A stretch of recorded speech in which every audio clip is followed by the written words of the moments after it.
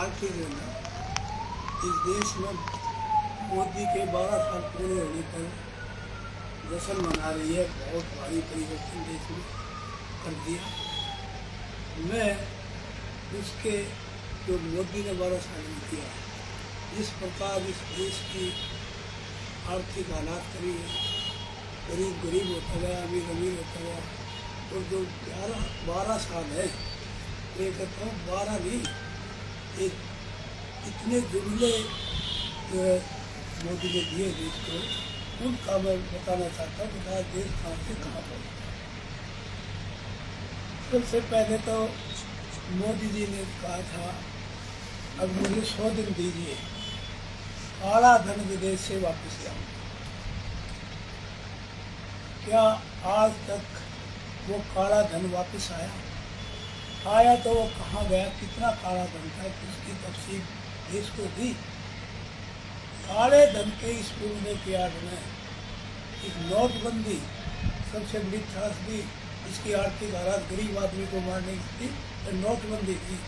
इस नोटबंदी में ये काला धन जो है सफ़ेद कर दिया इन्होंने, और गरीब आदमी को जो कितने लोग मरे हैं इस लाइनों में लग के। तो ये जुमला जो है मोदी का इस देश को आर्थिक हालात को ख़राब करने के लिए शुरुआत की। काला धन के नाम से मोदी ने जो है इसको 15 लाख देने का दूसरा वायदा किया। क्या किसी के खाते में 15 लाख आए? और आज बेरोजगारी देश में देश में इतनी है, हर प्रदेश में, और ख़ासकर हरियाणा में पढ़ा लिखा PhD भी जो है वो अपना सीधी नौकरी करने के लिए तैयार है, लेकिन उसको वो नौकरी नहीं मिली। तो जो ये जुमला था 2 करोड़ रोजगार हर साल दूंगा, तो क्या मोदी वो जुमला वो दे पाए? 2 करोड़ नौकरी हर साल। मोदी ने ये कहा था पेट्रोल और डीजल की इतनी कीमतें हैं, जबकि क्रूड ऑयल बहुत सस्ता है। उस समय जो क्रूड ऑयल था, जो पेट्रोल का रेट था, क्रूड ऑयल महंगा था, पेट्रोल और डीजल का रेट आज के मुकाबले में बहुत सस्ता था। आज 100 रुपये लीटर पेट्रोल है। कहाँ गई वो जुमले वाली बात जो उन्होंने जुमला दिया था, पेट्रोल और डीजल की कीमतें कम करूँगा। 500 रुपये में गैस सिलेंडर की बात करते थे। क्या रेट है गैस सिलेंडर का? गरीब आदमी को चूल्हा जलाने के लिए गैस नहीं मिलती। तो ये सारी बातें जो मोदी के राज में हुई हैं। इसके बाद उन्होंने कहा था किसानों की आय 2022 तक दुगनी कर देगा। तो बहुत देश के किसानों को बड़ी उसमें लालच में इसको प्राइम मिनिस्टर बनाया। क्या आज तक देश के किसानों की आमदनी दुगनी हुई है? दुगनी होनी तो बात छोड़ो, देश का किसान हरी कर्ज में डूब गया। और हरियाणा में ये रिकॉर्ड है, इसमें हरियाणा में एक किसान परिवार के ऊपर जो है 1,82,922 रुपये का कर्जा है एक परिवार पे। और हरियाणा सारे देश में जो कर्जे के स्टेट है ना, उन कर्जे के स्टेटों में 4थे नंबर पर हरियाणा है।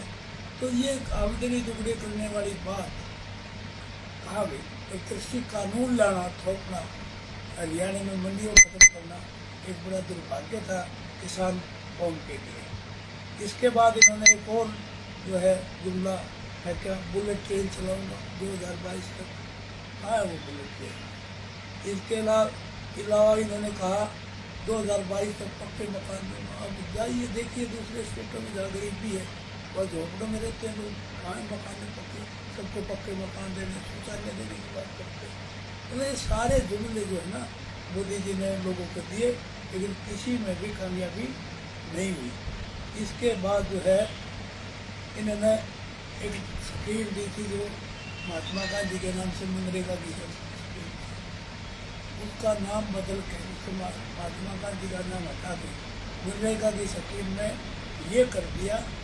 अब ये जो है पैसा स्टेट गवर्नमेंट देगी, उतना पैसा सेंट्रल गवर्नमेंट देगी, जबकि पहले सारा पैसा सेंट्रल गवर्नमेंट का होता था इस स्कीम में।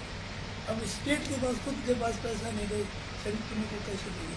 इसका मतलब है इस स्कीम को ख़त्म करने के उसमें ऐसा कानून बना दिया इन्होंने। इसके अलावा जो है मोदी जी कहा करते जिस देश का रुपया गिरता है उस देश की प्रतिष्ठा गिरती है, उस देश की कीमत कम होती है। आज $1 जो है 97 रुपये का होता है, जबकि 55-56 रुपये का जब था, जब बीजेपी के लीडर कहते थे देश की प्रतिष्ठा गिरा दी, लोकसभा में ये बात दिया जाता। आज 97 रुपये है, कोई बोलता नहीं, आज देश की प्रतिष्ठा खा गई। अब मैं बात करूं इस सरकार की, आज अमेरिका जो कहता है वही होता है। अमेरिका कहता है रशिया से तेल 1 महीने के लिए खरीदोगे, 1 महीने खरीदोगे। आज उस देश से ये करोगे, समझौता करोगे। आज अमेरिका से कृषि उत्पादों की डील करनी है, अमेरिका ने तो ट्रंप ने तो ये कहा है भारत एक नरक है, इसको देश भी नहीं बताना। और हमारे प्रधानमंत्री जी कुछ नहीं बोलते, इस देश को नरक बताना, इससे शर्म की बात इस देश के लिए नरक थी। और फिर उसको प्रधानमंत्री तो नहीं कहते, प्रधानमंत्री ने बहुत काम किया। तो आज हमारी विदेश नीति कहाँ है? आज हमारे खिलाफ पाकिस्तान, चीन, नेपाल, तिब्बत, बांग्लादेश, सारे देश इंडिया के खिलाफ खड़े हैं। तो विदेश नीति में क्या पहले ऐसा था? तो क्या है विदेश नीति? तो ये विदेश आर्थिक हालात क्या है? जितना कर्जा आज इस देश पर है उतना कर्जा पहले कभी नहीं हुआ। आज एक दूसरे वर्ल्ड बैंक ने इनमें भी इनको अनुदान देने से, ग्रांट देने से इनकार कर दिया। अभी देश में कर्जा बहुत ज़्यादा है, इनकी स्थिति नहीं है तो लोन देने में भी। तो ये हालात इस देश की होगी, देश इतना कर्जदार वो उस हालात में आ गया। देश में जो है विदेश नीति फेल होगी। क्या चीज़ रही देश में? देश के आम आदमी की हालात जो है इतनी, ये सारा देश का धन गरीबों का एक पैसा माफ नहीं किया, क्योंकि लाखों करोड़ रुपए जो है अमीरों को माफ करती है। कहाँ गरीबों की सरकार कहाँ गई? गरीब आज महंगाई का मैं नहीं बोल सकते, जो प्रधानमंत्री ये कहते थे महंगाई का मैं नहीं बोल सकते। आज महंगाई की चरम सीमा पर है। आज प्रधानमंत्री मैं बोलेंगे, ये सारी हालात भाई ये है अपने देश की हालात में। और बहुत ऐसी बातें हैं कि जब मैं कहूँ तो काफ़ी लंबा टाइम निकल जाएगा, लेकिन इसके अलावा तो हमारे यहाँ है, इसमें जो काम में सेंट्रल गवर्नमेंट के भी और अपनी स्टेट के भी 12 साल 11 साल जो काम किए उनके बारे में बताना चाहता हूँ। करे हुए नहीं बताता, जो इसमें जो होने वाली बात थी उनको ख़त्म किया, सिर्फ वो चीज़ लेना चाहता हूँ, नहीं तो बहुत लंबा हो जाएगा। सबसे पहले तो लाठ दौड़ की रेल कोच फैक्ट्री थी। यदि ये रेल कोच फैक्ट्री आ जाती तो सारे बेरोजगारी दूर हो जाती, लोगों के काम धंधे बढ़ जाते और यहाँ पर इतना भारी जो है वो बढ़ जाता। एक मॉडल जो है सोनीपत डिस्ट्रिक्ट में मॉडल हो जाता। अब फिर कोते में देखो 10 साल के टाइम के कांग्रेस सरकार के एक्वायर कोई ज़मीन पर मारुति आई है, इतना भारी प्रोजेक्ट है। यदि एक्वायर ना करते, सरकार की पॉलिसी है कोई चीज़ एक्वायर नहीं करेंगे। जब एक्वायर ही नहीं करोगे तो बनाओगे क्या? सबसे गलत नीति यह है कि एक्वायर नहीं करेंगे, एक्वायर ज़मीन ना करोगे। आज हर खोते में जो बनी है एक्वायर की थी कांग्रेस सरकार में, तो बन गई, ये कहाँ से बनती है? अब यहाँ पर रेल कोच फैक्ट्री का क्या है? इंटरनेशनल एयरपोर्ट, ये रेल कोच फैक्ट्री जो है ये बनारस में चलेगी, मोदी जी वहाँ लेंगे इसको उठा देंगे। इंटरनेशनल एयरपोर्ट था महम में, ये जेवर में चला गया, यहाँ से ये भी उठा लेंगे। ये दोनों वो यूपी में चलेंगे क्योंकि प्रधानमंत्री यूपी से। अब दादूपुर नलवी नहर थी किसानों की, कई 100 करोड़ रुपए खर्च हो चुके थे, वो भी बंद कर दी। ये बनाने में नहीं, बंद करने में ज़्यादा विश्वास रखते हैं। और यहाँ कांग्रेस राज में जो राउंड रोडन के नीचे तबके के, जैसे 10% आरक्षण के लिए पंडित, महाजन, खत्री, राजपूत आदि सबको 10% का दिया था। जो बिलो पॉवर्टी लाइन जो थे उनको 10% आरक्षण दिया था। उनके पास सुविधा नहीं होती पढ़ाई लिखाई की, तो उसको भी 10% आरक्षण दिया था, वो इन्होंने ख़त्म कर दिया। दौड़ी का मालकाना हक दिया था, वो बदल दिया। नेशनल हाईवे 324B जो मेरठ से यहाँ जाता है खतोटे से, इसको जो है मुख्यमंत्री ने 16/11/2018 को चिट्ठी लिखी थी, इसको कैंसिल करो, डीनोटिफाई करो। ये चिट्ठी का है डेट। तो डीनोटिफाई मतलब बनाने की तो बात अलग है, इनको नेशनल हाईवे ख़त्म करवाने की बात है। लेकिन जो है उस टाइम जो दीपेंद्र हुड्डा MP थे, उन्होंने जाकर इसको करवाया। आसिफ उटाड़ा ब्रांच ये नहर थी, इसको बंद कर दिया। इसके अलावा खेल नर्सरियों को बंद कर दिया, नंबरदारी प्रथा बंद कर दी, और पशुओं का बीमा, डेयरी लोन, मतलब क्या क्या स्कीमें थी, मैं कितना कराऊँ। खिलाड़ियों का दूसरे प्रदेश में जो खेलने गए दूसरे प्रदेश की तरफ से, उनका जो है खेलने पर प्रतिबंध लगा दिया। तो खिलाड़ी तो कहीं से पहले खेल लिया होगा, अब क्या बात है। एक्स सर्विस में यदि सिविल में नौकरी करना चाहता है तो उसके बच्चों को सिविल में नौकरी नहीं मिलेगी, कोई प्रेफरेंस नहीं मिलेगी, जबकि पहले ऐसा एक्स सर्विस मैन का लाभ उसके बच्चों को भी दिया जाता था। शिक्षा विभाग की धारा 134 बंद कर दी। जो हाड़ा बाईपास बना था वो बंद कर दिया इन्होंने। बच्चों की 8वीं तक की छात्रवृत्ति बंद कर दी। कितने बताऊँ, इनने जो है महंगाई भत्ता और जो बोनस किसानों का, ये सारी बातें हैं। IMT कई जगह बंद कर दी, गुहाड़े की बंद कर दी। इसके अलावा DBT डाइट का बंद कर दिया। ये बहुत लंबी चौड़ी लिस्ट है जो इस सरकार ने बंद करी है, लोगों के फायदे की चीज़ें थी। इसलिए मैं ये कहता हूँ, ये 12 साल जो लोगों ने भुगत भोगा है, जो महंगाई, बेरोजगारी, इनका आदमी त्रस्त है। आप किसी से बात करके देखिए, सब ये कहते हैं सरकार में कोई उद्योग धंधे नहीं रहे और ना कोई एजुकेशन। स्कूलों का हाल देख लो, स्कूलों में 50% में नहीं है टीचर, स्कूलों में कमरे नहीं है, स्कूलों में जो है कोई सुविधा। मैं डिटेल दूंगा तो बहुत लंबा चौड़ा है। 38 कॉलेजों में ऐसा है जहाँ 38 कॉलेज अपग्रेड है जो वहाँ पर कमरा ही नहीं है एक भी। अब गुहाने के देख लो, बड़ौदे में कोई कमरा है, भैंसवाड़ में है, मुहाड़े में है, कोई बिल्डिंग है। 38 ऐसे स्कूल हैं, कॉलेज हैं जिनकी बिल्डिंग ही नहीं है। इसके अलावा कितने ऐसे स्कूल हैं, एक तो स्कूल ऐसा है यहाँ स्टेट में जिसमें 2 टीचर है बच्चा ही।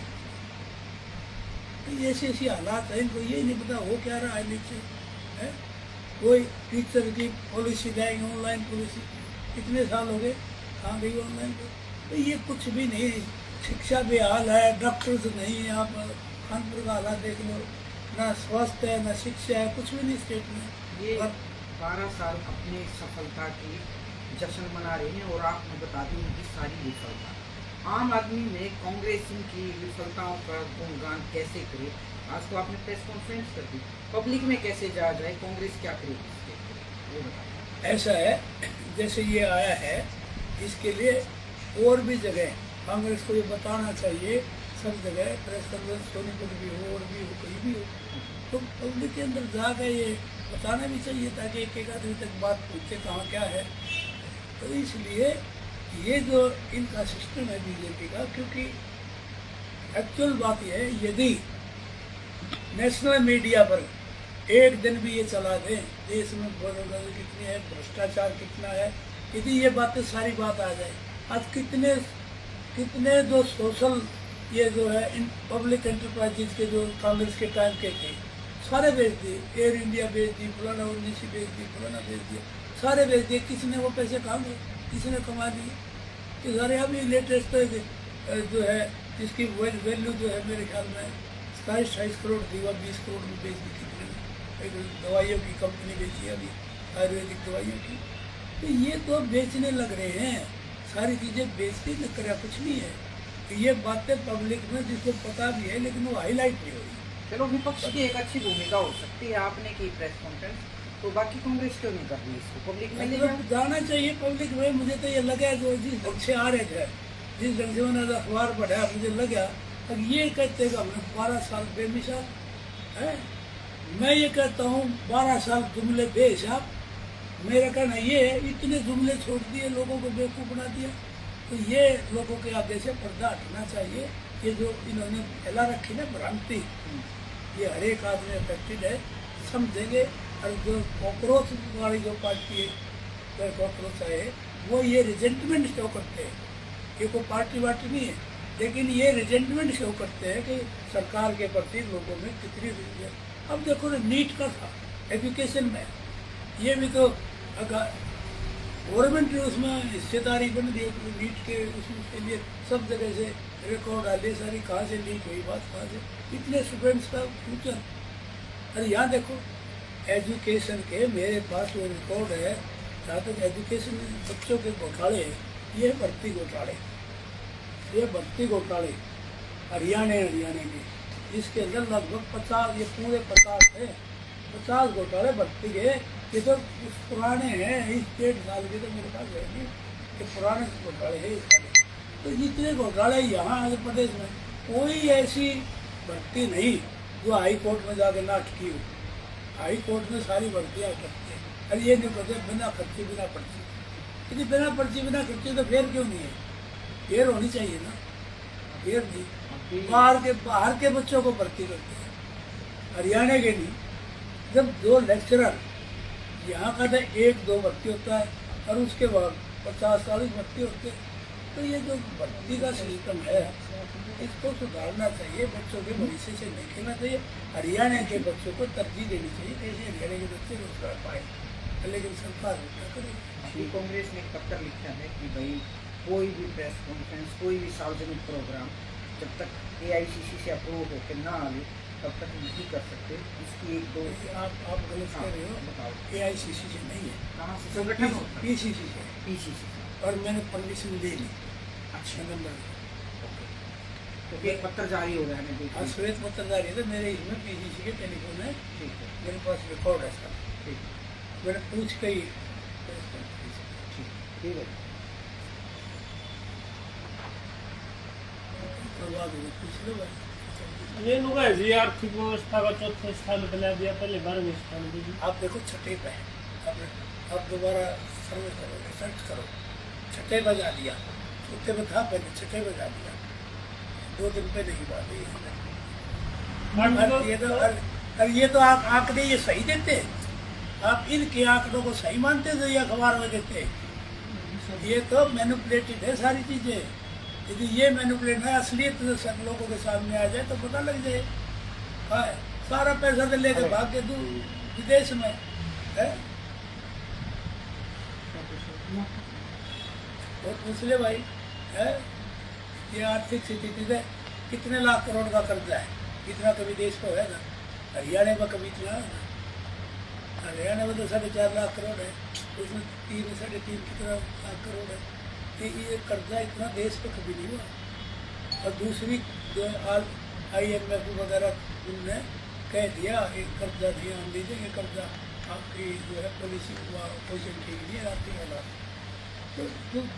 तो वैसी बात सिचुएशन दूसरे देशों में आ जाती है। अब आप देखो, किसी के कहने की जरूरत नहीं। पहले क्या कहते थे जब 14 में मोदी जी जगह जगह अच्छे दिन आएंगे, अब क्या कह रहे हैं, बुरे दिन आने वाले हैं, आप बाहर मत निकलो, घर से काम करो, कार में मत चलाओ, साइकिल में चलो, हवाई जहाज में मत उड़ो, ये कहते हैं ना। तो क्या समझे, जो अच्छे दिन आने वाला, इस देश की हालत कहाँ पहुँच गई। अब ये 12 साल वो कहते हैं बेमिसाल, अब ये मोदी खुद कह रहे थे अच्छे दिन नहीं भाई, बुरे दिन आने वाले हैं। अरे बुरे दिन 12 साल में किसने लाए, इन 12 साल में कौन है जिम्मेवार ये बुरे दिन लाने का? तो विपक्ष ने भी साथ दिया इस 12 साल में उनका, क्या पहले आवाज नहीं उठाई? नहीं उठाते नहीं आवाज, पार्लियामेंट में बोलने भी नहीं देते। राहुल गांधी ने 20 बार कह दिया, कौन सा नहीं कहता, वो कहते। लेकिन अगले तो उसमें है ना, हवा में देश का अब पता लगे ना, अब पता लगे ना मोदी को कहा इस पोजिशन में। ठीक है। ठीक है भाई, ओके, थैंक यू, धन्यवाद। कंगना कहती है मोदी मोदी से हिला हुआ है, कंगना कह रही थी नींद काट ली हमने, ठीक है।